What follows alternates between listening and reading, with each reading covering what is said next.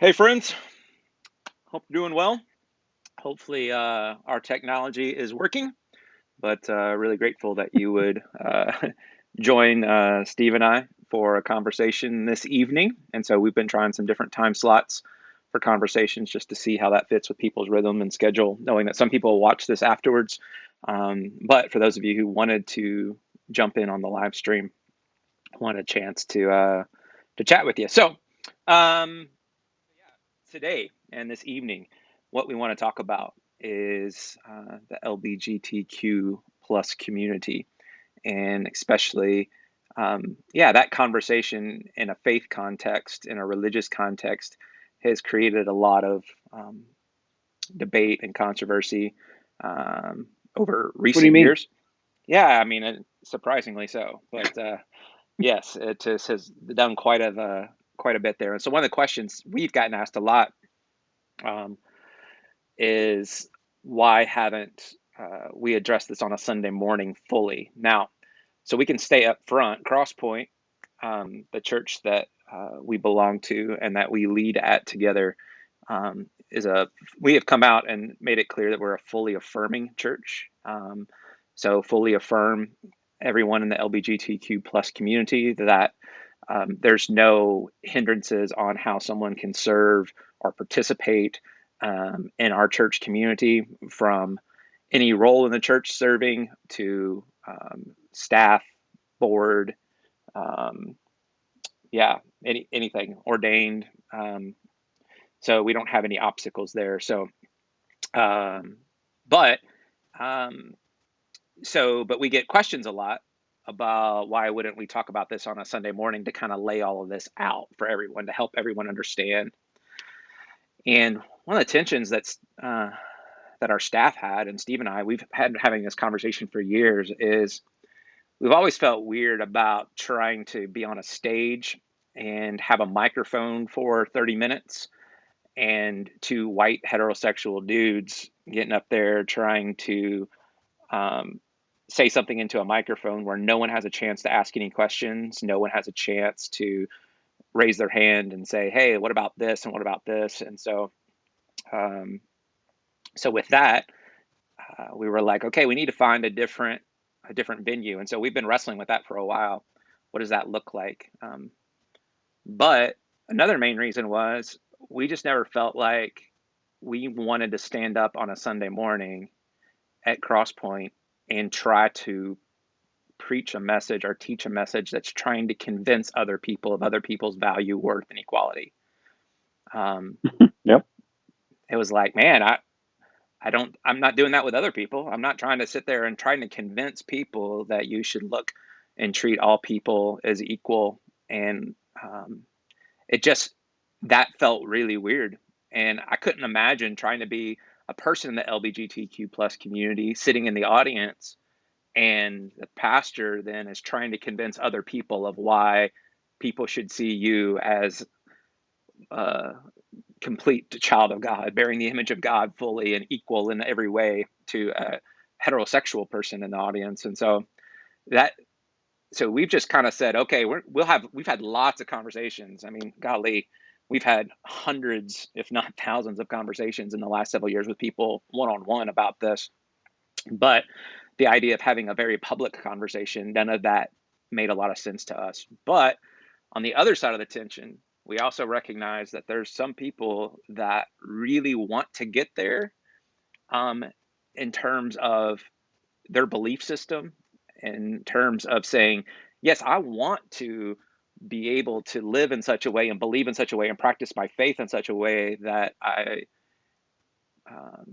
treat anyone in the LGBTQ plus community as a full affirmed member of the body and of the family. And but I have this framework that I was handed or that I was given or that I was taught, and it's created some obstacles for me, and I don't know how to reconcile that. And Hmm. so what we want to try to be able to do is to say, okay, we also want to try to hold those people's hands if you want to get there. And if you're saying, hey, I've got questions, because really one of the in the last couple years, as we've been really um, tried to be very clear with all this, with our community and with our city, um, we've had so many people, hundreds and hundreds of people, who walked away from our church without ever a conversation.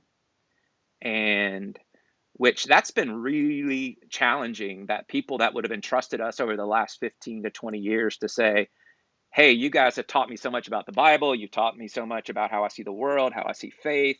You've changed the way I see faith, you've changed the way I see all that.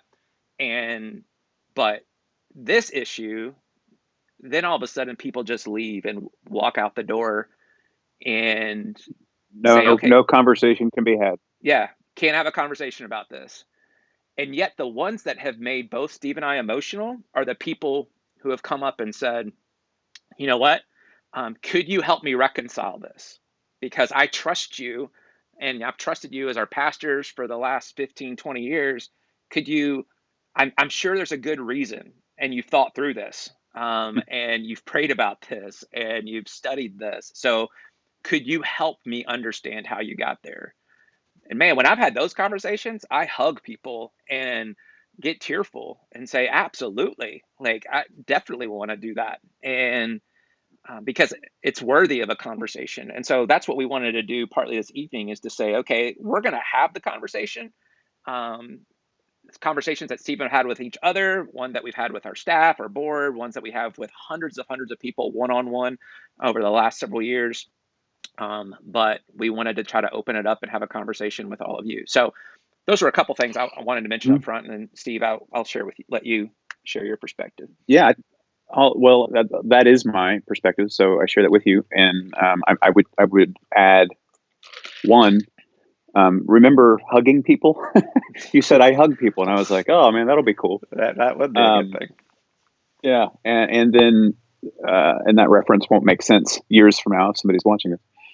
Um, I would also, so just as probably just for my sake, just to say, I recognize one that I'm a straight man, and the idea of having this conversation, but it's two heterosexual cisgendered men.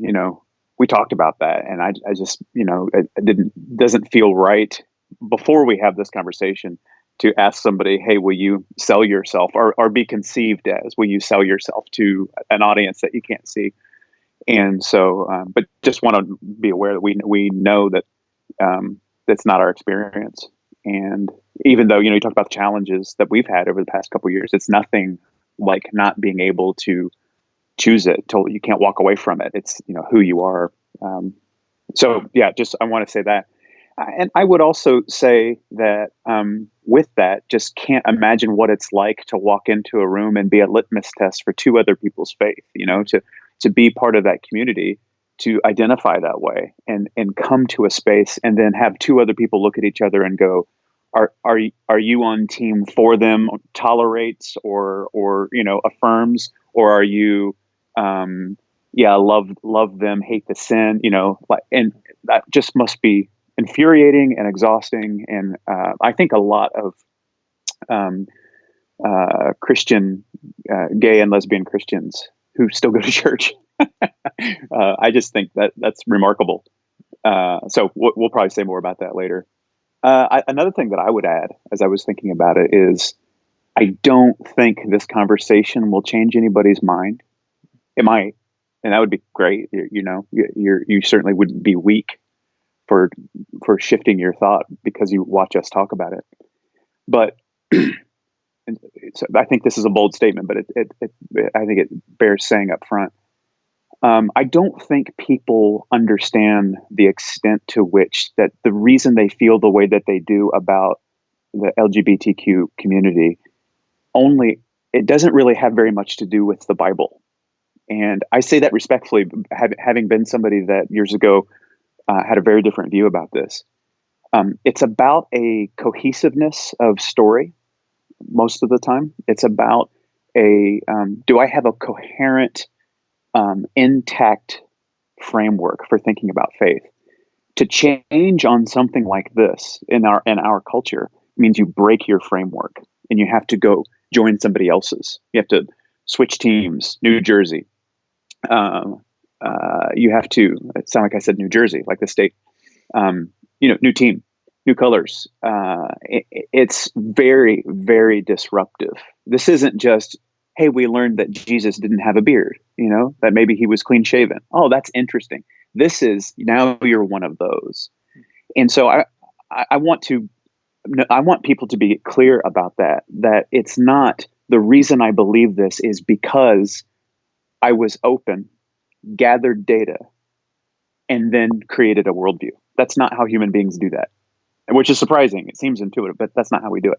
What we actually do is we choose a framework, or it's chosen for us culturally or familially, and then we accept data that reinforces that and toss out stuff that works against it, even if it's true.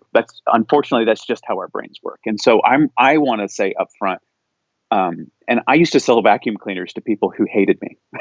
Two hours later, I left with their money. So I understand how to do a sales pitch. That's not what this is, because there's so much for us, because of the culture that we've made for ourselves, to change our minds about this. I'm respectful about that. I was looking forward to talking to you, Jonathan, about the opportunity to say, this is how that narrative shift looked for us over a long time, and why we didn't communicate that shift until after it had happened, because of the difficulty and the fear and the repercussions as leaders of a faith community. And you can play the middle for a long time and get by on love everybody, because it's costly. It's costly to be specific, as but specificity drives out something that vagueness can protect. And to be really specific about this is I have a lot of sympathy for a lot of pastors out there who are like, I'm conflicted about this, and maybe I'm leaning away from where my board or my constituency, the church, would have me lean. I really have sympathy, but specificity is how we love. Generalities and vagueness is how we protect ourselves. And so I'm excited to have this conversation with you. Yeah, that specificity thing is really important. I was going to say rookie move, by the way, because I chose seltzer while talking. So I'm going to be muting and burping this whole time. And some bathroom breaks by the size of that thing too. So, but yeah, it has been. But the specificity thing, that was one of the questions we got when we read out the membership covenant at Crosspoint. I don't know, whatever it was, a couple of years ago, and we wanted to be named very specifically. And so even in our welcome home video, if some of you have seen that, like, we wanted to name very specifically, and we got tons of pushback for lots of things, but one of those was people like, do you just have to be that specific? Do you have to name it? Can't we just say we love all people? Why do you have to say that and create controversy? But the people that are saying that are typically white, Christian, heterosexual people, that you're not walking into a room wondering whether or not you are included or not. Most often, you're not walking into a room wondering if people look at you as equal or not. And so the people that had that comment were all white, cisgender, Christian people. And so the way that you are loving is that you have to be specific, and you have to say it, and you have to name it, and you have to spell it out, so that people know that it can be safe, because they're having to walk into, anyone in the LGBTQ plus community has to walk into any environment, especially anyone that's associated with faith. Is it safe for me? And can I? And it's safe to assume that it's unsafe. Correct. We've made it very safe to assume that. So you have to name it, and you have to be really specific, but that will come at a cost, as Steve said, and a lot of pain. And we've in our church, we've experienced that. That's no secret for people that know half our church left, and people that we had great relationships with and loved, without conversation and accusation, and labeled us and called all sorts of things. But and let me say to this too, that what we're highlighting there in saying that is the lack of conversation. Right. There's room to say, I can't get on board with that, or I disagree, and say, I got to go down the street. I get that. It's on this issue, you can't even discuss it. It's such a it's so bad to you that a door closes and you can't even yell through it anymore. That's the thing that was so alarming. That's the issue. Exactly right. Anyone who's like, I'm willing to have a conversation about that, awesome. Yeah, we can disagree and all of that and be fine. There's plenty of people. I was talking with a pastor in town today that we disagree on stuff, but man, I have so much respect for him, love for him, appreciation for him. And I think he's loving people in their community really, really well, doing awesome things. I'm great with disagreement, but yeah, the lack of the ability to have the conversation. But I also just want to say too that Steve alluded to this earlier, but that pain and that discomfort that our church as a whole has experienced still doesn't compare to the pain of that community has suffered and the pain that we've caused and the pain that Thank you I for saying can that. speak for me that I've personally caused.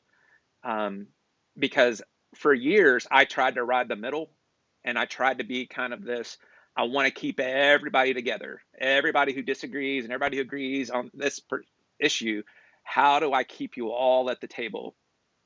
And that over time started to rip me apart in my attempt to hold everyone together. That ambiguity became, oh, what we're really doing is making it more comfortable for whatever oppressive voice is out there. So Yeah. when you choose to be ambiguous, you're never siding with the group of people that are being victimized. You are Yeah. siding with the oppressive voice. And I participated in that by my ambiguity. And Hmm. I hurt people and wounded people. And you need to know that I know Steve and I both, but even just speaking for me, like I've had to go back and have conversations with people and to apologize sometimes multiple times, not because for them, but for my own just guilt over this to say, I need to make it clear to you how sorry I am for the wounds that I caused with my own Yeah. ambiguity and not making it clear. And I'm just really sorry because that caused hurt and that caused pain. Hmm. And um, so I just I need to that this comes from a perspective of us having gone through this whole journey together, Steve and I through the years, but recognizing that we've done a lot of damage and a lot of pain, even though Yeah. we find ourselves on this side of the conversation now. Yeah. And I'll echo that, but I don't want to. I don't want to leave this where Jonathan said that and I didn't. I caused pain, and it was to protect.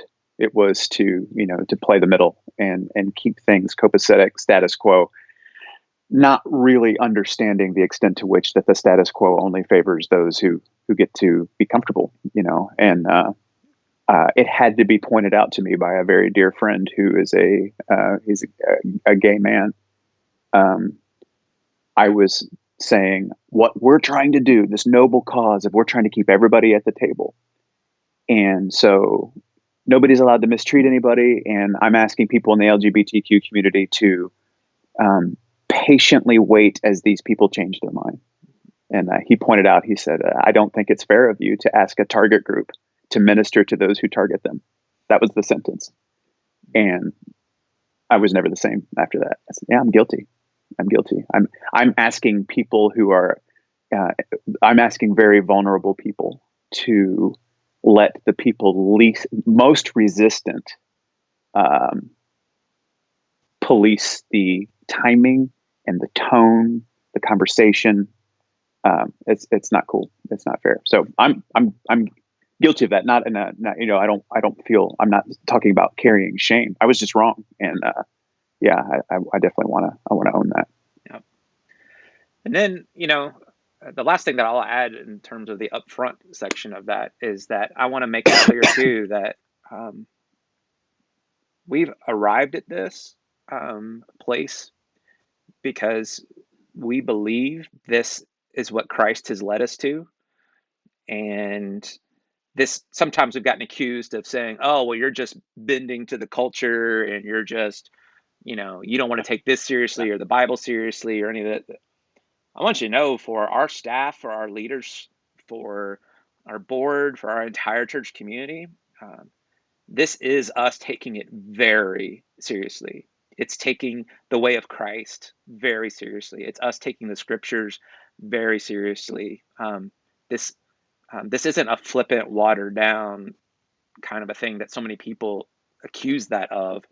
Um, this yeah, this has been a huge deal and something Yeah. we've taken very seriously, and want to be on the side of going, okay, let's, by taking it seriously, we need to also be able to talk about it, and we need to be able to walk alongside people and stand up, because for a long time we didn't, out of fear, and I didn't, because of fear, and what would happen if half of our church left, and how could we survive, and how would that happen? And you know what, there came a point when it came between listening to our fear and listening to the Spirit of Christ and what the Spirit of Christ was leading us to do in our community.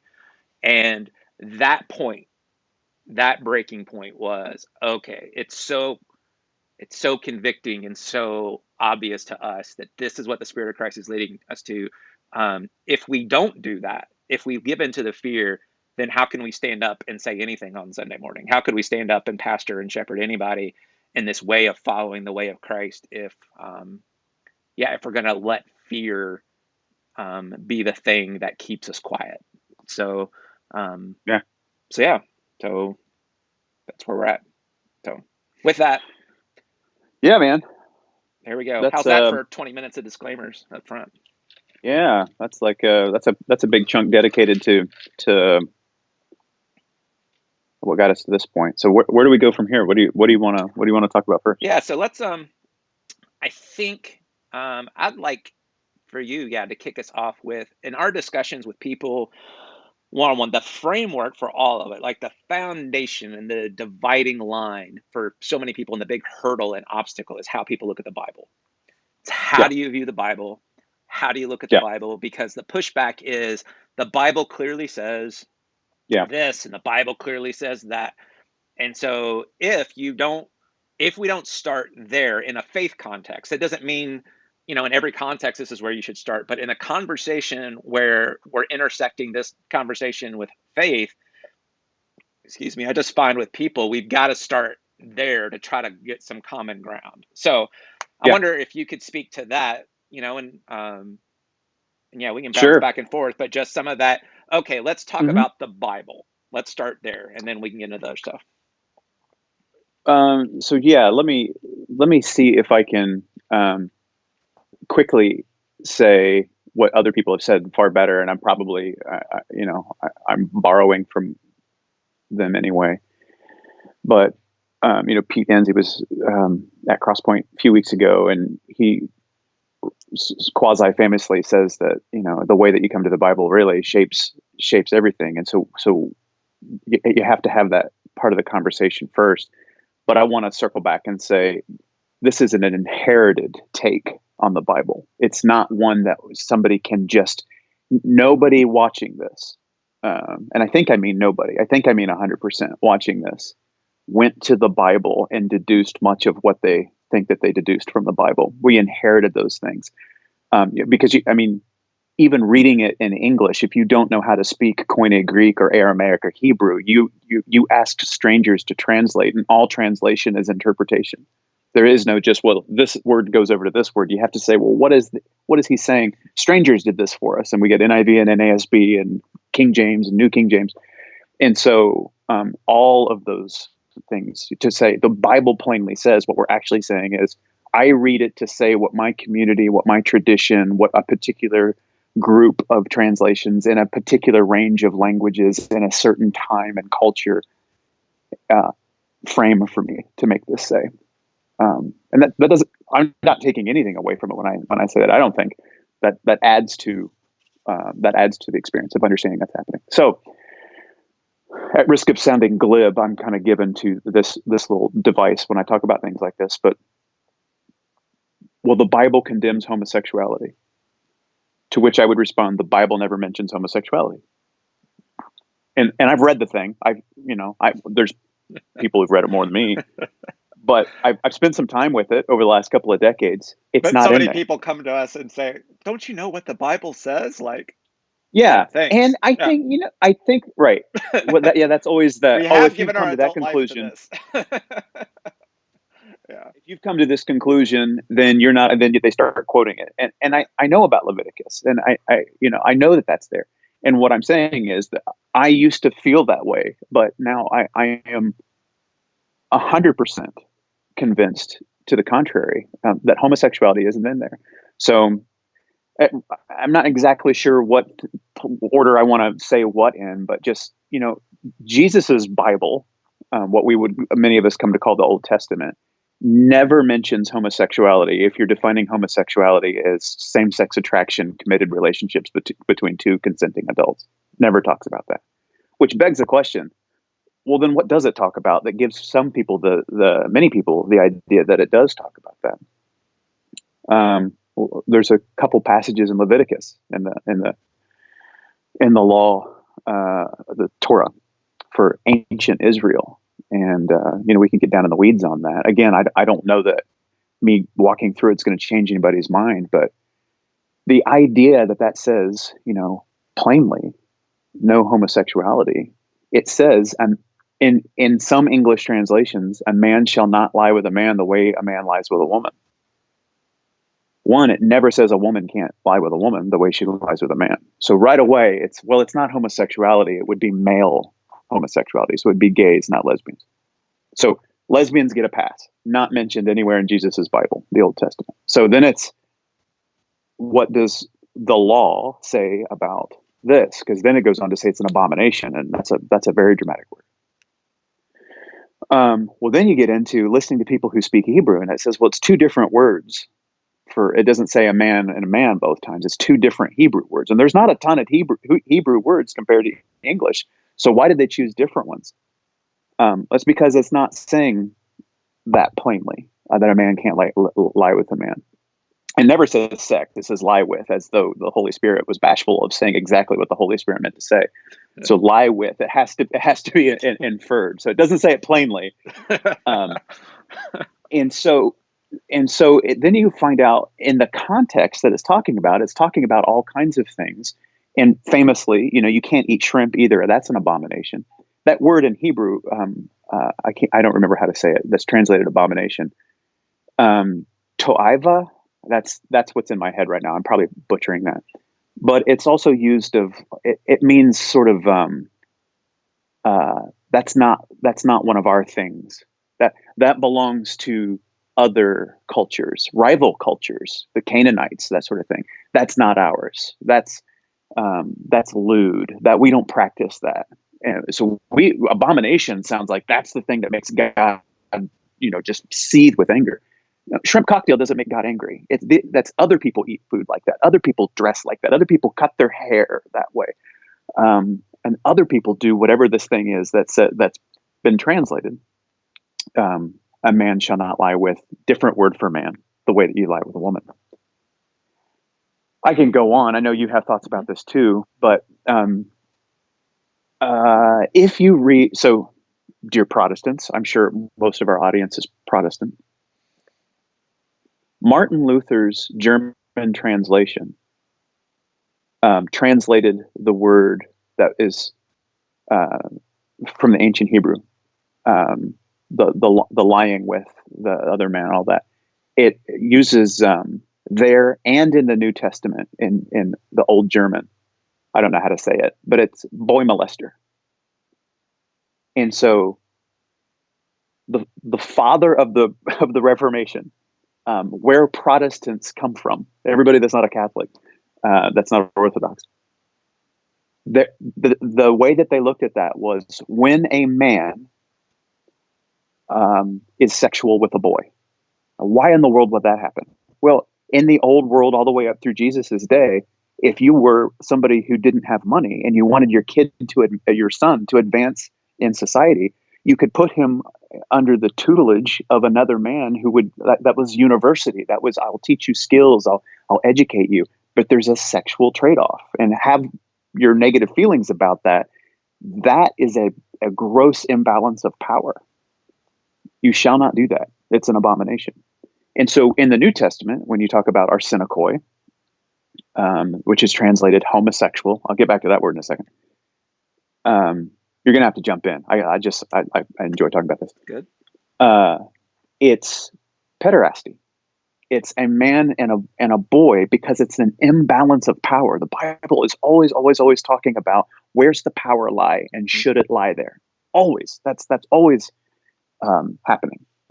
And so uh, for this to be forbidden, but women, see, women don't do this. They've never done this. They don't do this in other cultures the same way. They don't do power that way.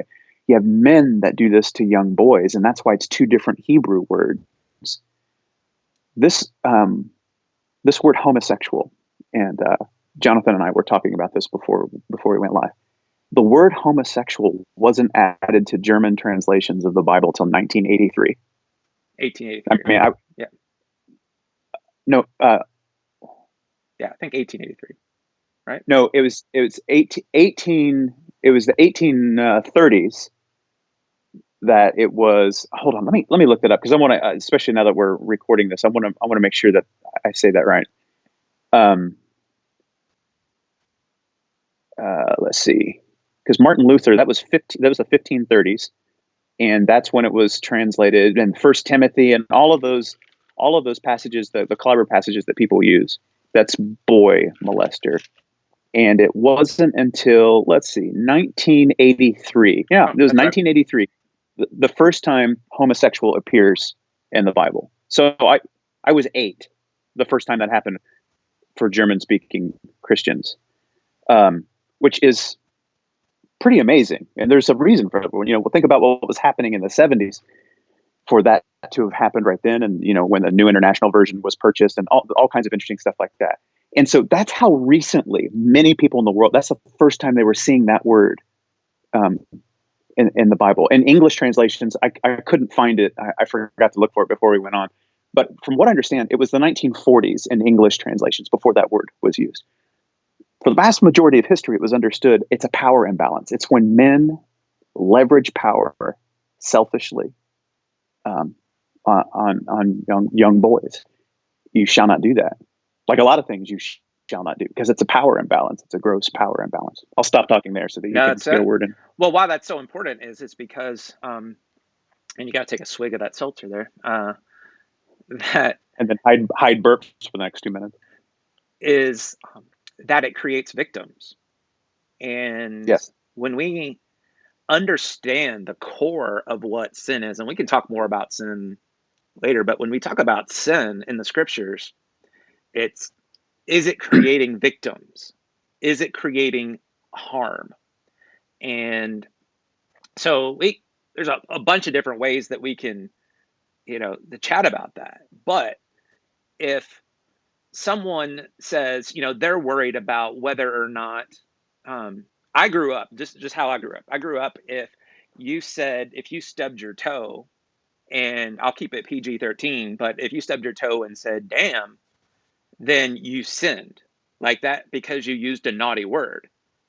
Um, in that moment, if you think, uh, in that moment to say, oh, that's sin, but me looking at someone else and let me call you ugly, let me call you worthless, let me call you whatever. Like if I want to use shame on somebody, but I'm not using naughty words, then that's okay. Like, no, that's the sin part. Like I'm using shame, I'm creating victims, I'm creating wounding by my words, and that those words cause way more damage. Those words cause victims, versus we've created a morality scale that says I grew up in a culture where you don't play cards, like, or you don't dance, or you don't watch these kinds of movies that have this sort Mm-hmm. of rating on them.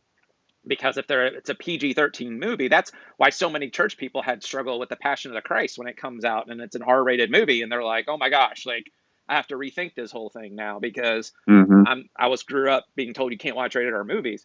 So, but it's whether it's creating victims or not. And so what Steve's talking about there is when you have uh, an adult who is molesting and using power to, yeah, abuse and manipulate a young boy, we say, yeah, that's creating victims, that's creating harm. But you can't make the case logically and reasonably, scientifically, how two same-sex individuals in a committed loving relationship, how that's creating harm and that's creating victims. So when we look at the question of sin in the scriptures, we have to be talking. It's always about it's creating victims. It's creating harm. It's creating it's hurting people and wounding people.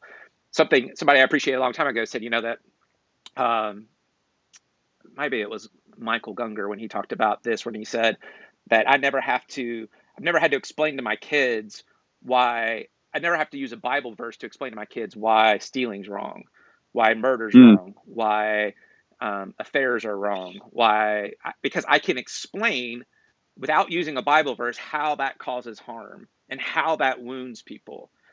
But when There's it a comes, victim in every there's a one of those. victim every single time. But when you're talking about homosexual marriage or two people being in a loving, committed relationship, I had the only tool in the arsenal is a Bible verse to try to say, oh no, this offends God. Not because you can say, here, let's use wisdom and logic and the Spirit of Christ to say how it creates victims. It's you can't. So that that becomes a big thing when we understand this and we talk about the Bible. We have to talk about sin, how the Bible treats sin, talks about sin, because sin in itself is a metaphor. Like that's a word that biblical writers borrowed from other ancient language. This picture of an arrow and an archer shooting an arrow and missing the bullseye. It's called the sin of the arrow. So people get hung up on the word and saying, you're going to call it this or call it that. Like, I don't care what the word is. The heart behind the word is it creating, it's a metaphor used to say, are you wounding? Are you creating victims? So with that, now that's what we see throughout the Bible when this comes up. So for example, like Steve, also let's talk about Sodom for a minute, because that's another big Bible passage that comes up. You Absolutely. talk about Sodom and Gomorrah, and well, I've had people say, I read it really clear. I just read through Sodom and Gomorrah story and it's super clear exactly what's happening. Like, how can you say that this is okay? God destroyed the whole city. That has to be super terrible. So talk about that, Plus the because word that same sodomy. context. Yeah, exactly. Yeah. Um, so the story of Sodom and Gomorrah, and you can help me riff here. 'Cause like the shortest version of this is, um, God wants to destroy Sodom and Gomorrah anyway. These twin cities. Some angels show up. A couple of angels show up, and this guy named Lot is having a conversation with them, and all the men of the city descend on Lot's house and start banging on the door. We want to have sex with your guests. Lot says, no, no, no. What are you doing? This is awful. No, no, no. Let us in. Bring them out. We want to have sex with them. Lot says, no, no. Here, have my daughters. Is it daughter or daughters? Does he offer Daughters, multiple I think. daughters or one? Yeah. I think daughters. Um, Not that one is better than the other, but no, no, no. Don't do that. Have my daughters. So it's, and I don't mean to trigger anybody and be play too fast and loose with this idea, but he's saying, no, rape my daughters, not my guests that got here from heaven.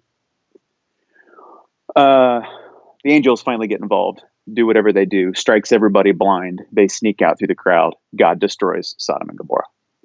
That's the story. And I didn't really leave. I mean, I left out a couple of details, but that's basically the story. That's from where we get our word sodomy. It has nothing to do with homosexuality. It's about an entire town worth of vile, selfish, despicable human beings wanting to rape angels. And if that weren't convincing enough, that story's in Genesis. Ezekiel chapter 16, I can't quote it perfectly, but it says roughly this. You can look it up. This is the sin of your sister Sodom: arrogance, a lack of hospitality. Big no-no for our Jewish brothers and sisters. Hospitality is everything. That's why if you lead a small group, you're not doing as biblical a thing as the person hosting, who ran the vacuum and put out bread and drinks. Hosting and hospitality is huge. This is the sin of Sodom: arrogance, lack of hospitality, did not pay attention to the poor. And so Sodom and Gomorrah were wiped out, but then we'll be restored. We'll come back. And so The Bible clearly says that angel rape is bad, and so is arrogance and greed and using privilege and power selfishly. It has nothing to do with two adults of the same sex consenting to love and commit to one another. So sodomy is greed. So yes, America has a sodomy problem, but it isn't what you think. Yeah, Surprise. that story, yeah, because it's one of those things that the Bible gets super specific on. Like, I'm going to be really clear what Mm-hmm, the sin of Sodom is. Here you go. Like, mm-hmm. here's Here it exactly is. Yeah. what's going on. It gets but then we want to make it about something else and call it something else. And I'm like, super plain. Like, if we want to argue Yeah. about the Bible making it clear, the Bible makes it really clear on this. So, Mm-hmm. but Now again, later on in Jude, I think that another reference to it about. Um, I would have to look it up. There's another reference to it, and it adds yet another dimension to it because there was multiple ways of talking about it, but still, it doesn't do the thing. It doesn't create there's no conversation to be had right. situation that Christians pretend like it does. It just doesn't do that. Yeah, but the same thing, with Paul, Paul in the New Testament. So Paul's saying, anyone who does wrongdoing will not enter the kingdom of heaven. So, one, that's a broad brush, right? So, anyone who does Yeah, wrong will not inherit the yeah, kingdom of God. So, that's where we start with Paul. And then he goes on to list murderers, adulterers, thieves, liars, all these things. And then in our latest English translation, then it says homosexual offenders. yeah, So, all of those others are justice related issues. Every other single one is something that creates victims and creates harm. yes, The way we look at homosexual offenders then all of a sudden is, oh, we're going to say, use that English phrase there to say two same-sex people can't have a committed loving relationship with one another. Then that breaks the context, it breaks the pattern of everything else in there. But if it's yeah, how Luther translated and earlier people translated, that this is priest molesting young boys in the temple, that's what we're talking about. yep, That's creating victims. That's creating harm. That fits in the context of what Paul's saying. These kinds of practices, this type of abuse, this type of manipulation, this is causing harm. And this is something that goes against the ways of the kingdom of God. And so I think we have to understand, Paul all the time, even in, and then there's another passage in, Romans where it talks about, the natural, you don't exchange natural relations for unnatural relations and those kinds of things. And he walks through yeah. all that. And that's another passage that people bring up. And we could unpack a lot. And the tension that I know Steve and we both have is, I mean, we could walk through all the Bible passages, but I'm not trying to argue with people. Like, I'm not trying to say, I want to shed light if you're interested in trying to understand these things, but I'm not interested in debating people back and forth and yelling about it. Mm. But it's the way you also have to understand that people looked at the world at the time because, uh, you know, even from a scientific standpoint, like there was no understanding of orientation in that same kind of a way. And so, I mean, you can definitely make the case that someone um, who has a homosexual orientation, that's what's natural to them. That's, and so to exchange that for something else, that would be unnatural for them. So, um, when we have these Hmm. kind of conversations and we So look you're at talking it, about Romans 1. pardon? So there's a little bit of a delay. That was weird timing, but just for people who are wondering, like you're actually referencing Romans chapter 1, Right. and where Paul talks about that men will give up the so what it a lot of translations say is give up the natural use of a woman and burn with passion for other men, and then women too. And again, we could spend hours talking about that, and a lot of it is above my pay grade because I don't speak Koine Greek. But the chapter is about idolatry. That what he's talking about is people who gave up on the Creator and served the creation instead, Mm-hmm. bowing down to statues of lizards and different beasts. Something that I've never done. I doubt any of our listeners now have ever done that. So it's a very particular thing he's pointing out. And then he seems to be highlighting sex rights, which were very common and that still exists in some parts of the world now where your sexuality and temple prostitutes is part of the worship experience. And so to give up the natural function to burn with passion and lay down with another man is, again, not two adults in a same-sex attracted consensual relationship, but somebody saying, I'm going to suspend my normal relationship with my wife, or in those days, my wives, and I'm going to have sex with this guy because it's going to get me into the inner sanctum of the temple, and that's what you have to. That's the expectation in the context of the first century and idolatry, and something Paul is calling out. Had nothing to say about some of the most awesome people I know today that would never bow down to a lizard. They don't do that. Yeah. So I think we just have to stay really, yeah, I mean, we just have to stay really humble whenever we say the Bible makes it really clear. And that's where so much of the pushback starts with people in conversations. If there is ever a conversation, but it's usually more in the form of an accusation of, you know what, yeah, you obviously don't take the Bible seriously. The Bible makes it really clear. And since you don't take the Bible seriously, Mm-hmm. then I'm out. And it's like, oh no, this yeah, this is taking the Bible seriously. It's actually taking it very seriously, looking at it, wrestling with it, the heart of it and the spirit of it, and the actual words of it, rather than just taking a framework that someone was handed and passed down here in the last 100 years and saying, oh, well, this must be what it means. But we also have to be reminded that the abuses and injustice that have been caused to people in the name of the Bible clearly says. And Yeah. when we've done that, very often the church looks back, the church, big C church, the church looks back and says, we regret doing that because we were wrong. So whether Oops. that's with, slavery, whether that's with the civil rights movement, with women's suffrage, with all these different things where the church, you can go back through and the same arguments got made. The Bible makes it super clear, and churches all across the nation were defending slavery and why the Bible makes it clear that you should have slaves.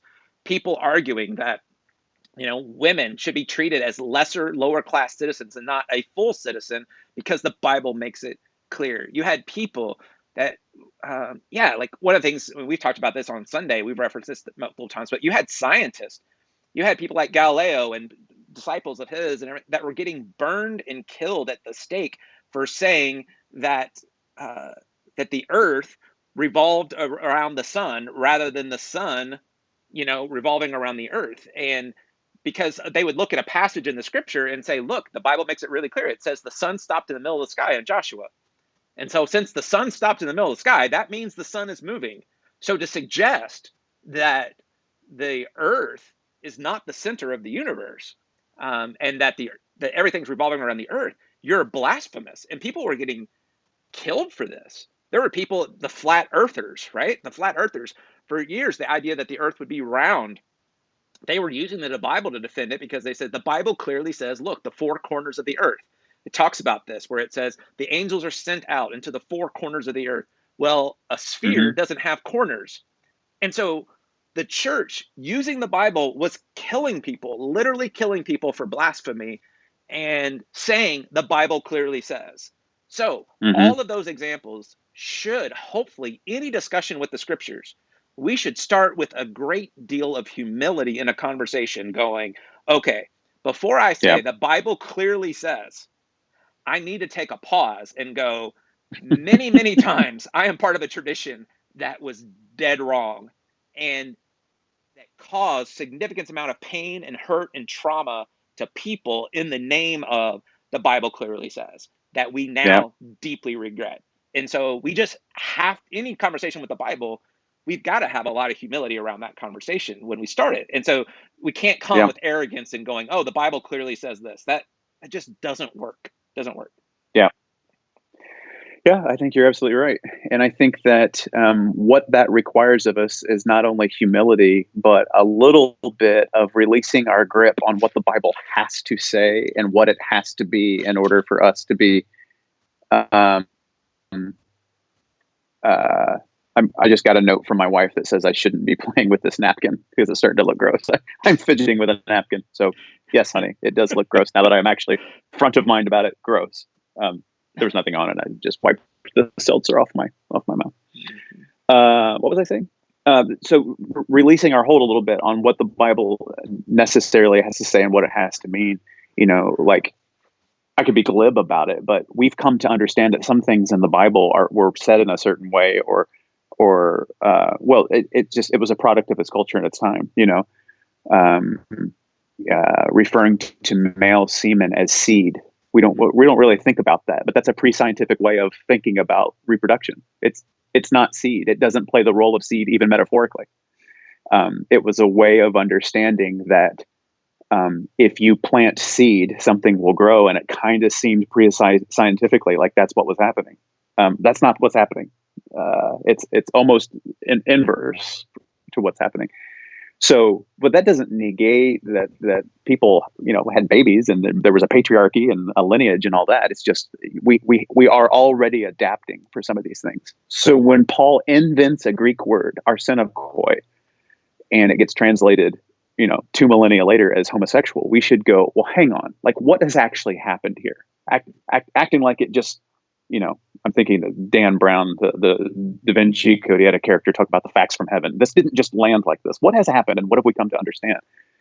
He had to invent a word you can't really find outside the Bible. It's not used in other places. He put words together to try to get at what am I saying here, and now we can say Jeffrey Epstein. That gets it done. But that name is a brand of behavior that we find abominable. And that's how it's been for most of history. But right now, in this particular moment we find ourselves, we're being told it's a litmus test for whether or not you take the Bible seriously.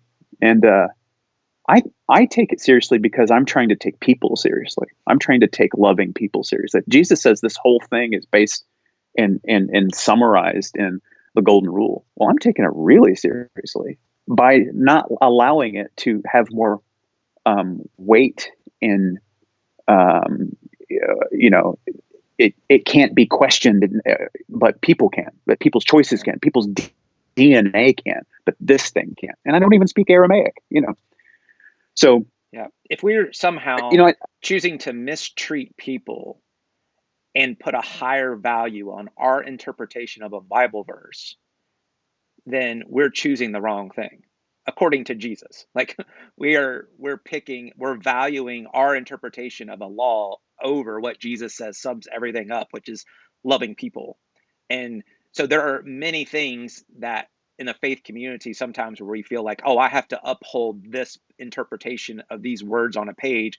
But in my gut, I know it's really causing harm and mistreating people.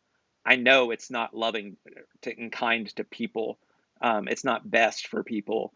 But I'm going to value an interpretation more than an actual person in flesh and blood. That's a problem. yeah, And yep, we have to it is. wrestle with that.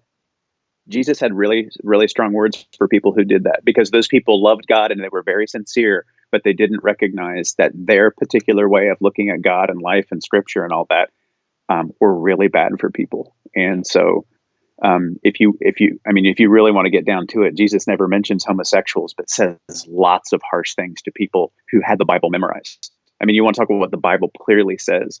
The people who nailed him to a cross didn't even need a Bible around. It was all in their head, but he never actually talks about homosexuals. And so do you want to talk? I know we're getting into about an hour. Do you want to talk about, I'm not a scientist either. So I'm not gay. I don't speak biblical languages, and I'm not a scientist, but that doesn't stop me from having thoughts. Yeah, absolutely. So I've got this tension too that I'm going into the dark and light, but here I'm going to try that, even though it's a little spooky. Like Put your head up just about 3 more inches, and now we have to listen to everything you say, because it looks like it's a beatific. Yeah. So, well, I'm in a house with 2 teenagers, and everybody's on their own device and everything else. So, you got to make what you can work. So, I stole a I lamp am out up of in my. my daughter's bedroom, burping and playing with a gross Yeah, the napkin. people on So Facebook commented they're really glad that Christy mentioned to you about the Kleenex. she is getting a lot of praise for straightening me out on that. Your Yeah. wife is looking out. So yeah, let's dive into some of the science conversation about it, because I think, yeah, one, I'll Ooh, say Kim just from Ballard just said, loving LGBTQ is not equality. Such a great point. Yeah, such a great absolutely point. Yeah, let's right. circle back to that. That's a Yep. really great comment. Um, so that I was taught growing up, um, and understood, and not, I mean, not, this isn't from my parents when I say I was taught growing up. I'm just the culture that I was part of. My parents are really loving and kind people. So, but just the culture I was a part of and the system that I was a part of and the framework of the Christian faith that I was brought up in. Well, yes, it's very clear. You've got male and female. You've got, XX and you've got XY, and that's it. And you're in one of those two camps. And I remember the first time that I was discovering that those aren't actually the only two genetic combinations. Like, just blown away. Like, how come no one ever said that? How come no one ever told me that there is an XXY or an XXXY? That you have these different variations.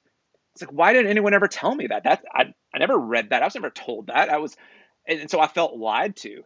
I felt oppressed by this lack of information that I wasn't given, that so much shaped, that felt like it confirmed certain biases that I had in my head. And Steve, you've been helpful with this language when we talk about, um, even in the first chapter of Genesis, and we can get into, I mean, we don't have to go all the way through there, but um, where it says light and dark, one, it's a poem in Hebrew. And so, okay, you got this poem in Hebrew, it says light and dark, but we also know that there's a spectrum between light and dark. We have dawn and we have dusk, and we have all these other spectrums in between, light and day, which makes a ton of sense. Um, that we don't hold it to, oh no, there's only these two things. And in the Hmm. same way, gender, that we have this spectrum when it comes to gender, and that scientifically makes sense, and that is scientifically accurate, that we have a spectrum when it comes to gender. And you can't ignore that. You can't, to choose to ignore that there are millions and millions of people that don't match up to an XX or an XY, um, is just you choosing. I mean, it's not ignorant in the sense of, I'm not trying to be accusatory and talking about your level of intelligence. It's just a lack of knowledge, that you're just willfully choosing to be ignorant. If it is only, hey, there's just these two things, and it fits so easily into, and people have made jokes all through the years, well, it's Adam and Eve, not Adam and Steve, and all that kind of stuff. Um, that they're using humor to just try to make light of it and try to make it this very simple thing, when it's not scientifically, like, you have to ignore reality in front of you to keep that narrative going. So that was one of the things that Well, just early on with science, that was helpful for me to say, oh, science is showing me a much bigger and beautiful and broader world than I was yeah, being handed. So yeah, yeah. It's Adam and Eve, not Adam and Steve, is a funny comment, because if you want to use that as a model for how we're supposed to form and committed marital relationships, then you have to harvest a woman from your side. I haven't met anybody that loves God that much, so yeah, I have to manufacture a genetic twin, and then right. that's a That's biblical God's marriage. Yeah, original plan for marriage, right? So it's your yeah, genetic twin. So it's a sibling. It's two siblings. If we want yeah, to get down to, oh, this was God's original right, plan. Yeah, yeah. it's Well, genetic so twinning. yeah, like Okay. I mean, like there's a whole snark alley down there when people talk about, it's not God's best, or whatever. If you're making a biblical case for that, and you start with Adam and Eve, then you're talking about genetic twins.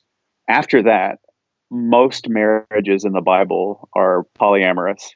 A man after God's own heart, David, had 700 wives, which I just can't even imagine having to keep all those, anniversaries and birthdays straight. And then Paul said, I'll tell you what's best. Don't get married at all. Being single is best, because then that way you can get on a ship and go around and be a missionary, and not have, like, any other distraction of family. And so what is best for somebody? It's like, there's so many biblical ways of describing that. And I'm not being glib about that. It's one more way of the statement of, what does the Bible clearly say?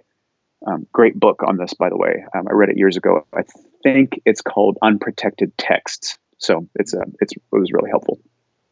Um, Yeah, so Genesis talks about gray space. It's a poetic telling of how things came to be, morning and evening, and land and sea. But I mean, of course, there's dusk and dawn, and there's marshes and swamps, and I remember very early on thinking, okay, if he made birds on, let's see, so birds and fish are day 5, and land animals are day 6. Like, what day is bats?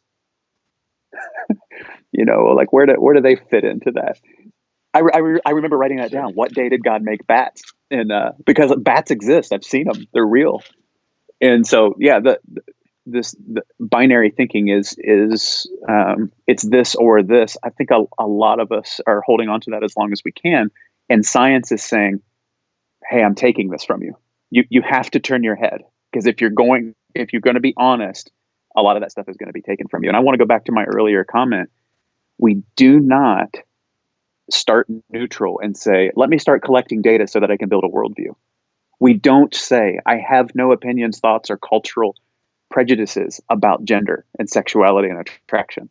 Let me go do some research. That's just, people think that they're doing that, but we don't do that. And so the idea that there's more than two sex classifications, and that gender is a spectrum and it's cultural. Men used to wear high heels, all of that. That's very disruptive.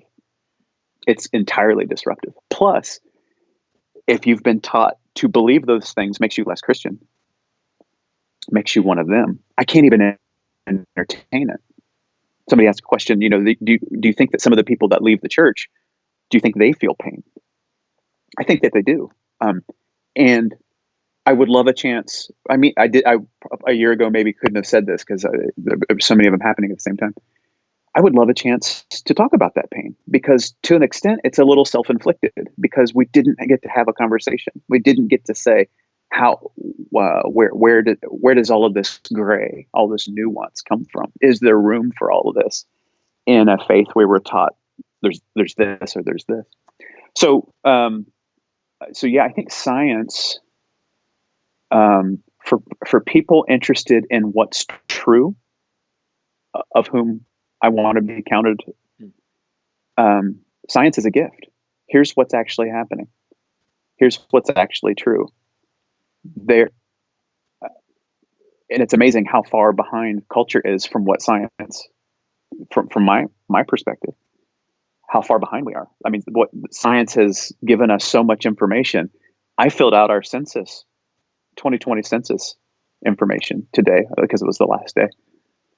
And the first question on there, before it got to what's your race, which is just a stupid question, more and more, there's no biological basis for race. It's totally a cultural thing, but I answered it. What gender are you? Well, or no, it said sex. It said, well, what sex are you, male or female? And I thought, think about it.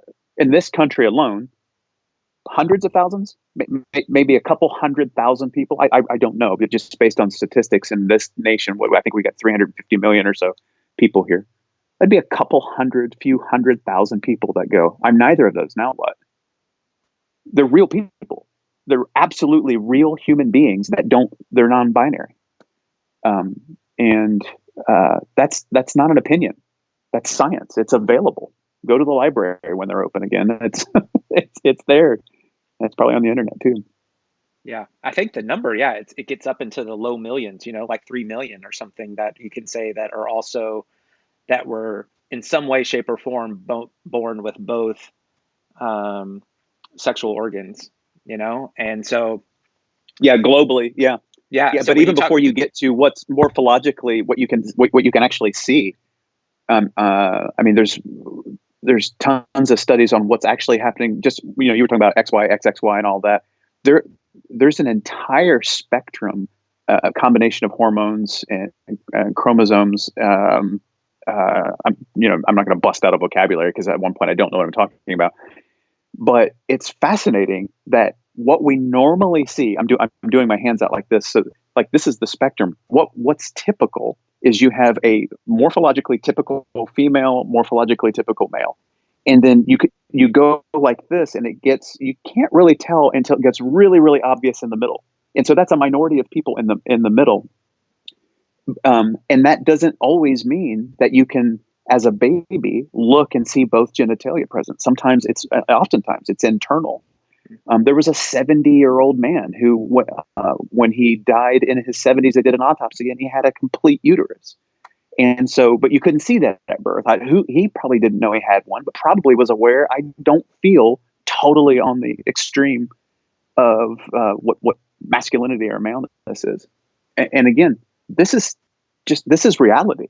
Right. This isn't some liberal agenda. Right. This isn't following trends in society. This is true. Yeah, and sometimes the pushback I'll get from people is like, well, you know what? Yeah, Jonathan, there's always exceptions to the rule. And I'm like, okay, yeah. We're talking hundreds of thousands, here in America, millions across the world. We're not even that statement alone to say, oh, yeah, that we are people in the Jesus movement that are going to stand up for the most vulnerable, to the people on the edges, Mhm. to the people on the margins, to the people looking at the life of Jesus and the people that were considered the untouchables for whatever reason that society said that you were. Those are the people that Jesus included. And so to be part of the Jesus way and then to go, oh, well, there's just exceptions to the rules and we just ignore that, like, goes so counter to the Jesus narrative. And so, yeah, we have to be people that are recognizing value and worth and dignity and all human beings. And so I think a lot of people don't even realize that there is just their own natural responses to things. And so we've chatted about this and lots of different times, had lots of discussions about this, you and I, but we've discussed this even on Sundays. But that disgust psychology idea of how that affects so many of us that we don't even realize that's what's going on, because there's something in us where if you and I especially find this with heterosexual men, that if they see two homosexual men together, there's something visceral that creeps up in them. And Mhm. so they assume then, oh, because this is happening, because I have this feeling, that makes it really wrong because I feel a certain Mhm. way. So that means it's in a Yep. different category. That means it's something that Yep. I can look at and name as really wrong that I have to stand up against. And it's a lack of awareness to what's actually going on in you with that feeling. So, wonder if you could speak to some of that, because I know that's big in your wheelhouse there. Yes. I absolutely recommend people follow the work of Richard Beck. And Richard Beck will tell you who he follows, but really, really game changing work. Introduced me to a whole field, but disgust psychology is playing out all the time. Even just little phrases that we say when somebody does something we don't like and we say, ooh, we don't mean I'm going to throw up, but it's a way of letting the other person know I don't have a positive feeling about that. And there's nothing worse or more universal than disgust. Of all the different facial expressions and nodding and shaking your head and all the different languages, one of the few universals that we have as human beings around the globe is the stinky sock face. When you squish your face up like that, and that's disgust. It's thought to be a way of trying to close your face off, and it affects so many things. And so yeah, the a man sees two other men being affectionate and gets a feeling and recoils inside because I don't find that attractive, and I've been told that's the very worst thing that could happen to you as a man. We make prison rape jokes, and that's how the movie Alien actually was why it was such a horror. The people who wrote Aliens and did commentary on that movie said the idea of this alien doing this to you, and I'll leave it there. But it was based on fear of what could happen to a man, to a heterosexual man. I'm leaving that vague, just not really knowing the audience that's watching, but um, that disgust psychology, often that's not uniform because that same man wouldn't feel that same way statistically if two women were holding hands. Well, that's fine, So it wasn't about being same sex; it was about specifically two men. And if I have that feeling that strongly, that means it's true. That means it's immoral. So I'm justified. I'm not weak. I'm strong. This feeling of fear and revulsion is strength. See, I can moralize it. Uh, this proves that it's so vile. It's an abomination, my favorite word, because look what it does to my guts. That means surgery's out because most people can't watch somebody. Some people can, but a lot of people couldn't watch surgery. And so because surgery makes you feel woozy and some people even faint, that makes surgery immoral. And all the way up to you can't pierce an ear because the idea, of the ear piercing, it's like, oh, that makes me feel funny. That funny feeling means it's a sin, right? Of course not. We can't say everything that disgusts me means it's immoral. But we've done that for hundreds of years, thousands of years, and in all cultures. That's why so many cultures have very, very specific things that men can do that don't apply to women. So it's not a particular thing to the Holy Spirit of Christianity. And so once you recognize how much disgust psychology is playing out, how we want to individually employ revulsion to push somebody away from me because that's a dirty joke, no such thing. That's a dirty word, no such thing. You are vile. You are sick. You're vermin. You dirty rat. You make me want to puke. It's all disgust psychology that makes the other person the object of scorn and less than you, maybe even subhuman. To moralize that it just absolutely destroys people. The counter to that is, again, it's hospitality. So when Jesus eats with sinners and those who know how to wash their hands and do the baptisms and know how to keep themselves pure go, why is Jesus eating with sinners? They think these people are all a turd and Jesus is a punch bowl. And they believe a turd in the punch bowl ruins the punch. And Jesus says, these are my friends. This is who I came, that they need me to be with them. Jesus believes that the punch is more potent than the turd, That's a weird metaphor, but that's the one that comes to mind. And so Jesus doesn't believe in disgust psychology. Jesus includes and says that everybody else kicked you out. I bring you in because I see you. And which is a little bit of a different conversation than, what is sin and what isn't sin. I'm just talking about all of the people in the middle decide they need to be cast out off the side of the road because they disgust us. They're against our purity. And Jesus goes, well, then I'm going off road because I ultimately will disgust you too. Yeah. Yeah. And that's so important just to become aware of in yourself. Like talking to so many people and saying, you know what, that feeling that you have, that might not go away. Like that sense of like, oh, it creeps up in you and it, wells up in you. That feeling may very well never go away, but you Yeah. have to learn to recognize it. You have to learn to see it and say, that's not their fault. That's not their issue. Um, this is in me. This is my issue. And so I need to just deal with me and pay attention to my own self, but that's not them causing that. That's not them doing that to me in any way, Yeah. shape, or form. So I think that's uh, that own awareness in ourselves of how that psychology works, how we apply that to so many different things. We have to start there rather than putting the blame on someone else and going, oh, okay, because what again happened for me growing up in the church context that I was in, it got lumped into all sorts of things. It got lumped into, oh, well, you have homosexuals, you have pornographers, you've got bestiality, Yeah. you've got, Yeah. child molesters, all these different things, because we look at that and go, oh, like the idea of someone molesting a child, like there's a disgust that happens in that, and Yeah. appropriately so. But again, all the rest of those create victims. Those are all creating victims.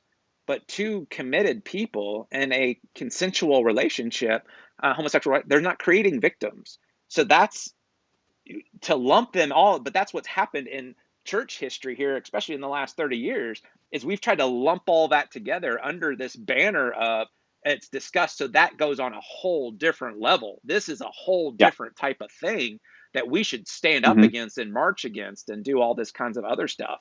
So yeah, that's you have to become aware of that. So Yeah. Yeah. And a lot of times when somebody feels disgusted, they will try to make it less visceral and less emotional and try to appeal to logic. And I understand that. And that's probably a good thing to do, to say, I'm feeling this feeling. What's the logical response? And so they'll say, well, it's just so unnatural. And we could we could probably chat for another hour on that idea. Paul talks about the natural use or the natural function in Romans 1, and that's a passage that gets used as a clobber passage, and for some people it's the clobber passage for the LGBTQ community. But Paul also says in Corinthians that it's not natural for men to have long hair. To which I respond, well, didn't you have a picture of Jesus in your house, Paul, of all people? Because he always had long hair. But so we even learned that, the way Paul talked about nature back then isn't the way that we would talk about science now and nature and what's natural and all that. He was talking about social, what's, customs. Um, I'm trying to think if there's a fast way to talk about like what's lumped into if a human being is doing something that's unnatural. And so the quickest but most thoughtful way that I know how to put it without it sounding like a gotcha is to understand human beings do lots of things that you don't find in the non-human world. And so to accuse somebody of doing a thing that's not natural and that's why it's wrong, but you do so, and I'm maybe being funny, but I'm trying to make a sincere point. If you're wearing clothes and jewelry and you have piercings and you drove a car and you said that you typed that into a phone on social media in an air conditioned house, none of those are natural. Those are all cultural things that we did, but you have isolated just this one thing that you don't or have been trained not to like. And so we got to be really careful with the reason I'm having such a negative reaction to this is because I find it to be unnatural. That word has never meant the same thing twice to the same person. Um, and there used to be a case that I would try to make because we see homosexual or same sex partnering in the animal kingdom, and you can list off animals, but it's, I mean, almost all vertebrates. There's some sort of scientific record on same-sex pairings, whether or not it's attraction or not. I don't know how you measure that in an animal. Like seagulls, famously, if there's less males, then a female will mate with a male, but then raise the young with another female, and so that would be a homosexual bonding or pairing. But you can't really measure, is it because that seagull finds, is it attraction? Um, and so there's lots of scientific reasons for believing that homosexuality is perfectly natural because we see it in the animal kingdom. But human attraction and human consciousness is something else anyway. And so you sort of have to be careful. If you say natural, are you ready to have a Darwinian conversation about why homosexuality is in nature all over the place and how it actually can be a benefit to sexual success? Because you have non-competitive males caring for the young of a species, for kin within a species, and how that's good. I mean, really, these are real conversations about the natural world. If you're going to talk about what's natural, it begs so many questions that aren't really helpful to anybody. It's human beings and attraction, and this is real. This is a real experience, and you're saying it's a sin, which normally is measurable by there's oppression, there's injustice, there's a victim. As it turns out, it's the LGBTQ community that's more likely to be victims, to be oppressed, and to be marginalized and vulnerable. And so it's ironic. I think us Western Christians are exactly backward on this in a lot of respects. Yeah. So I think one of the things that, I mean, to kind of help us move on with the conversation is that we can talk about the Bible um, all day long, and that's where it starts with that.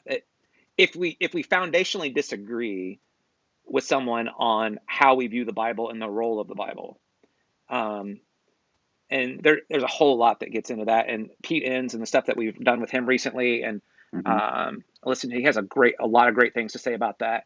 But if you're Hmm. approaching the Bible as something that says, "Oh, it's prescribing for me every verse that this is um, dictating to me how I have to view things," versus this is how the people of God have wrestled with their understanding of God and their journey with God through the years, and I can learn from that, then that's super important. Just like one of those examples that he gives in, if you're looking for a book, The Bible Tells Me So is a really, really great read by Pete Enns, Enns, uh, Andrea's distant cousin. And she wishes he was, but The Bible Tells Me So. And it talks about like God basically telling the Israelites to rape and kill the Canaanites. And so now, where you and I are coming from and how I view the Bible, I I don't believe God ever told the Israelites to go rape and kill and kidnap and slaughter the Canaanites, Right. because Jesus is the filter through how we should understand God. That Jesus gives us this flesh and blood visual of saying, okay, this is how you should understand God and God's heart. None Yeah. of that lines up with that. Now, Right. do I believe that that's how maybe they interpreted that at the time? That in a very Hmm. tribal culture, and in a culture where your God defeated this other group's God, and there's all these gods competing against each other, and hey, you know what? There's our enemies, the Canaanites, and we need to wipe them out completely. And you know what? The best way I can justify that is saying God told me so. Then in Hmm. their minds, like, oh, the part of their story is, hey, God gave us our God, the God of the Israelites, is bigger than the Canaanites' God, and so our God's going to tell us to defeat them and kill them. So that totally makes sense to me in an ancient world. That's how they would have thought. That's how they would, and I can learn from that because I can justify lots of things and say, oh, you know what? God's okay with me holding on to this resentment. God's okay with me not forgiving this person. God's okay with me not doing because I'm really mad or what they did to me was unforgivable. I can justify all sorts of things. But that's a very different, I think that's a very healthy, consistent way of looking at the Bible, that your interpretation of the Hmm. Bible has to be consistent across the board. And when people want to pick and choose verses and say, I want to take this one really clearly and literally, but this one I want to take metaphorically, and this one I don't want to apply to me because I don't really like it, what they don't realize is that's a very inconsistent way of looking at the Bible. You have to pick and choose all the Hmm. time versus having a framework that allows you to say, oh, okay, yeah, that's how they interpreted that and understood that. Yeah. That makes sense to me, but I don't but I'm okay with saying I don't think God told them to rape and kill anybody. Right. I'm really Yeah. okay with that, and that doesn't lessen the Bible. That doesn't make the Bible any less true. That doesn't make the Bible any less inspired. It just means, oh, I'm reading a group of people's interpretation of how they understood God at the time and how they Yeah. processed what was going on in their world at the time. And I can still learn from that. And I'm grateful that it got included in the scriptures. But that doesn't mean that I don't take the Bible or have an authority of the Bible or look in terms of how the Bible serves its role in my life, because we try to make the Hmm. Bible do things in our life that it's just never meant to do, Yeah. when we're trying to take an It's ancient fascinating. world and apply it to us. Yeah. It's fascinating too. If you look at some of the ancient commentaries to say this is how they viewed it then, this is how they viewed it according to this one text. But like if you read the Talmud and it says, there's no evidence that the passage in the Bible that says if you've got a rebellious son, take him out to the city gates and kill him with rocks. There's no evidence anyone ever did that. And in the Talmud, the Babylonian Talmud, that you have you know ancient scholars saying, well, you would never do something that would um, lift up a verse so high that it would humiliate somebody. You never want to humiliate somebody with it. So, like what you and I are talking about right now, isn't some newfangled, a new way of tackling the Bible that really cheapens it, and just you get to hunt and pick whatever you want it to say. For thousands of years, there have been men, mostly, and some women gathered around going, I know it says this, but how are we going to actually apply this? And what is it saying? And what's actually most important? Let's be consistent. We're not actually going to kill our teenagers because they act like teenagers, right? That was what this this is said this way here, but there's more to say about this, right? Yes, of course, of course, of course, of course. So I feel like this is a long tradition. I'm still learning. I mean, I'm just, I always feel new. A long tradition of what does it mean to take the Bible seriously? Well, it means don't make up your mind too fast about what you think it says plainly, except you got to treat people really, really well, because the instinct is to demand to be treated well. And there's a lot of people who don't have what I have. And so how am I going to leverage that privilege and power? Sexually, economically, where the law is concerned, theologically, all of those things. How do I want to be treated? What power do I have? How big a stick am I carrying? And how can I make sure that other people are beneficiaries of that, not victims of that? That's I'm sure about that. I've got lots of application things left to learn, but there's that principle is 100%. I get that, Yeah. but the rest of it, gosh, yeah, I'm still learning all kinds of interesting new ones. Yeah. And that's because, I mean, when we get into, you know, different people interpretations of certain passages in the Bible, which we've got thousands of different interpretations of that. Everybody's interpreting the Bible through their own lens and their cultural lens and their own background and their own experiences and everything else. Everybody's interpreting. So we have to establish that. And from a science perspective, we can talk about science and we can debate science and this and to debate genetics and all that kind of stuff. And that we want to have this conversation because it's important to be able to talk about those things. But at the end of the day, what can't get lost is we're talking about, flesh and blood people. And Yep. the way the church, the Big C church, has approached this and handled this issue um, is has been devastating. The, Yeah. because it has shamed people and condemned people in a way that we look at the suicide rates among people in the LGBT community, in the LGBTQ plus community, both teenagers and adults. And it's appalling. I mean, it's gut wrenching to say, if we want to Hmm. talk about an abomination, that the message of the church, the message of love and grace and inclusion, is causing people, young people, to literally take their own lives because of the message that's being communicated to them by the church. Hmm. That then is us as the church, Big C church, participating in a movement that is putting words on a page above human life. And which again goes completely contrary to the message of Jesus. And so we've got to figure out how our language can match up, even if we choose to disagree about some things. Like that's the thing I've talked with people lots of times where I'm like, okay, maybe you and I, we might disagree on some stuff. Um, but can I help you change your language because people's lives are literally at stake? Literally at stake. Literally.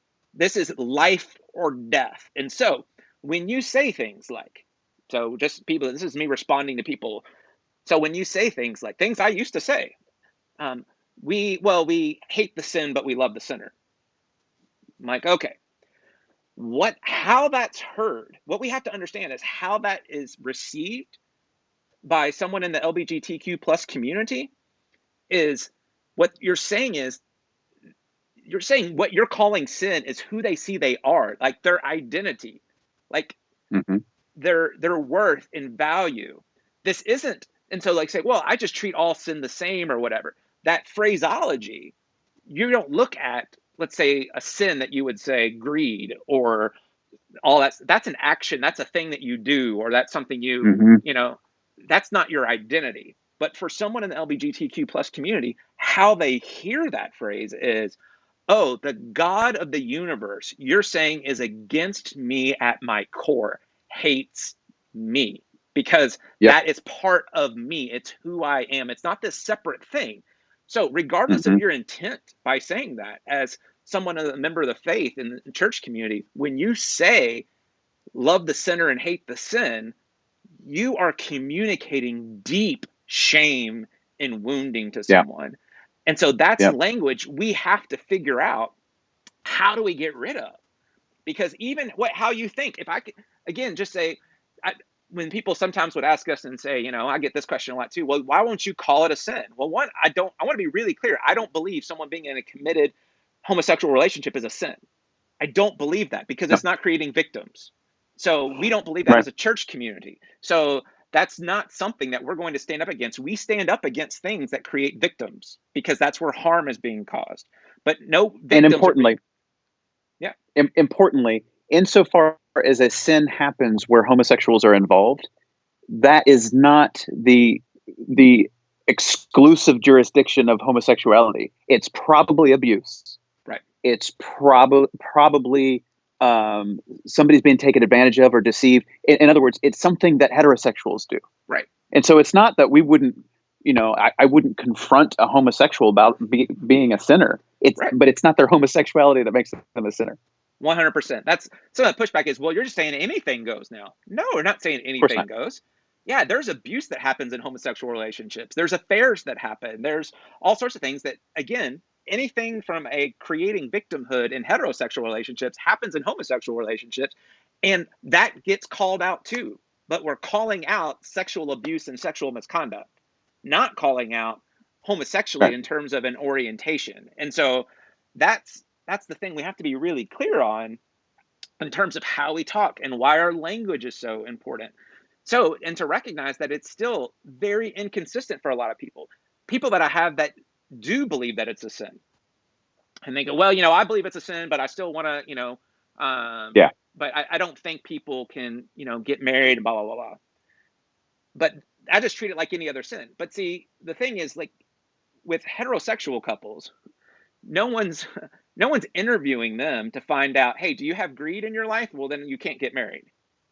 So if you truly believe that, hey, it's a sin just like every other sin, then my hope is you can take a step to say, okay, well, I don't disqualify other people.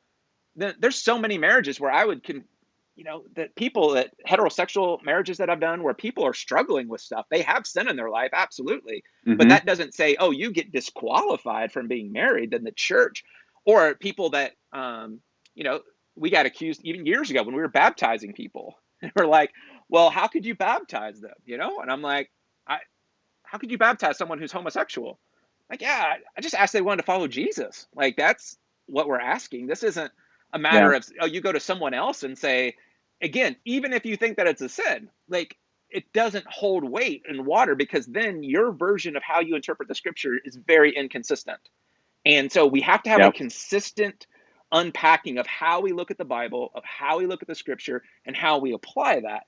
And so my hope is being even with people that we choose to disagree with on terms of whether it's a sin or not, even if I can help you change your language and say, okay, can you recognize that your language and the word that you're using is causing people to literally kill themselves because they think the God of the universe is against them? Could you please stop with that?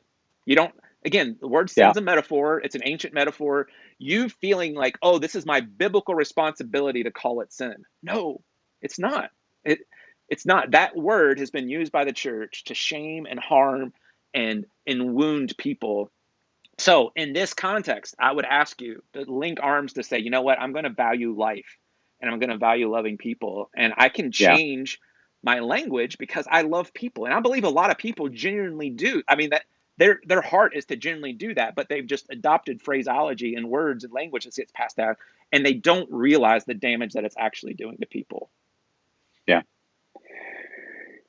So I don't know which one of us will get the last word. I'll fight for it to be me. But you know, if we're coming full circle in the conversation to say we wanted to talk about why we came to the conclusion that we wanted to be 100% totally affirming church.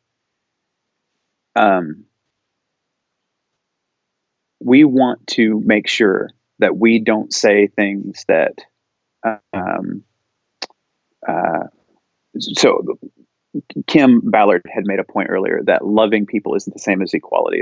I know a lot of people love other people, but have no intention of linking arms with them and doing life and making sure that they are given all that they're due and to help them, like to actually, hey, this is easier for me because I'm sort of in the center lane. Take my lane, And I think if I don't want to speak for Kim, but I think that's what she's getting at, that you can love people sincerely but sentimentally, but to really love somebody is to say, until you have all the access to life that I have, then you're not going to feel loved by me. And if you don't feel loved by me, then you're not loved, because it's your call whether or not I'm loving. I don't get to walk into a room and say I'm kind and loving. That's somebody else's call. And so the reason we came to the conclusion we came to is, one, biblically, we couldn't find any evidence that there was, that it's a sin. That when we talk about homosexuality and then the things that are actually talked about in the Bible, they're two different discussions. Mhm. And then also we think, and at risk of making this so poetic that it feels sort of saccharine, we think that the church is missing some of her most important voices, some of her most important hands and feet, because there are people of great, great, great faith in the LGBTQ community, a faith of which I have never had to employ, Mhm. because I am the life game that I'm playing. I'm to be a white cisgendered heterosexual male American Christian.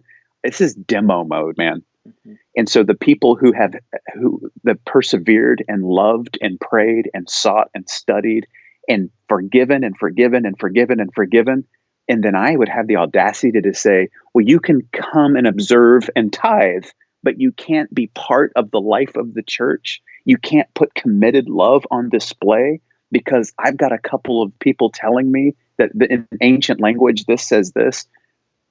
It's wrong. It's wrong. And I know there's going to be some really great people that I love and I hope love me that'll disagree with that and lead other churches. But that's why we came to the conclusion that we have got to change things. And I wish we could do a really quick U-turn, but it's been like a big ship to turn. Hopefully this is part of it for some people. The church is missing some of its most precious and important voices. If you want to know what it's like to have faith when people of faith are shooting arrows at you, and making it impossible, and you still persevere, I've got nothing but respect and love and honor for that community. And I'm again, I'm given to overstatement, but I'm just super honored that how great they have been to me. Mhm. Every single one of them they've been to me. Yeah, absolutely. I think I get a better glimpse of Jesus the more time I spend um, with my friends and watching them love, watching them persevere, watching their courage, watching their grace, grace that's been given to me that is so undeserving, frankly, and that I've participated in systems and ways that have created harm and pain, and that our LGBTQ plus siblings on the top, on to stand on the shoulders of what Steve's saying, aren't just accepted or tolerated, but they make us better as a church community. That's that missing voice piece. It expands who we are and helps us be better than we are without them. That perspective and that wisdom and knowledge and love helps us be better reflections of the body of Christ. And Mm-hmm. we have to um, fight for that and stand for that, because otherwise acceptance and tolerance, where it's just, oh yeah, you're still a kind of a second class citizen, but we'll accept you or we'll be kind to you or we'll be polite to you, but um, yeah, that continues to do a lot of damage. And again, I Yeah. say that in a spirit where I've participated in that and have seen Yeah. the fruit of my own um, ambiguity on that and not willing to stand with people. But my dream and my hope is that um, we're a community where people continue to feel loved, valued. It's why we play the video we do every week at church right up front. We want people to know, we want to name it. We want people to feel included, represented, loved, valued, and that they know that, hey, you're family and you make us better. And I'm grateful that we can be a part of a church where um, yeah, we have stories of some people that travel an hour and a half to be a part of our church community because they were kicked out of their other church, and Mm-hmm. churches where people took their Bibles from them that they were given. Yeah. And like, holy cow, this is happening all around us. And um, that's where I think you and I and the rest of our staff and board, I'm not trying to gonna dictate here's what every church should do. Um, I believe that, but I'm not going to try to dictate that for other people. But I want to be a part of a church where we can say, yeah, you know what, you're welcomed and you're loved, and that we're all learning that, and we're all learning how to Yeah. wake up, and we're all learning how to be more like Jesus in the way that we love. And so, super grateful that you guys would take this journey with us. That you'd give us Hmm. an hour and 40 minutes of your time for us to have this conversation. Um, and again, we've wanted for a long time to try to figure out the best way to do it. And this quarantine time has just seemed like this was one of the first things we said, okay, yeah, it takes a while to unpack all of that.